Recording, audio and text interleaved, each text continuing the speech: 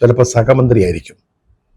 അദ്ദേഹം സഹമന്ത്രിയായിരിക്കുന്ന വകുപ്പിൽ ഒരു താപ്പാനെയാണ് ക്യാബിനറ്റ് മന്ത്രിയായിട്ടിരിക്കുന്നതെങ്കിൽ ഒരു ഫയൽ പോലും കിട്ടത്തില്ല. ചുമ്മാ ആഫീസിൽ ഇരിക്കാവുന്നേ ഉള്ളൂ. അല്ലെങ്കിൽ തേരാപാര തെക്ക് വടക്ക് നടക്കാം, പ്രസംഗിച്ചു നടക്കാം എന്നല്ലാതെ വേറെ കാര്യമൊന്നുമില്ല.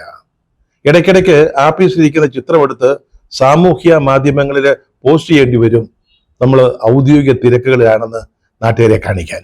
ഇതാ അവസ്ഥ.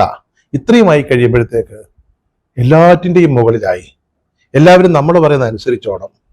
ഒന്ന് ആലോചിച്ച് നോക്കി, ഇങ്ങനെയൊക്കെ അങ്ങോട്ട് ചിന്തിക്കാൻ തുടങ്ങിയാലേ എത്രത്തോളം ശരിയായത്. അതുപോലെ തന്നെ ചില മന്ത്രിമാര്, കേന്ദ്രമന്ത്രിമാരാ, അവിടെ ചിത്രങ്ങൾ നമ്മൾ കണ്ടിട്ടുണ്ട്.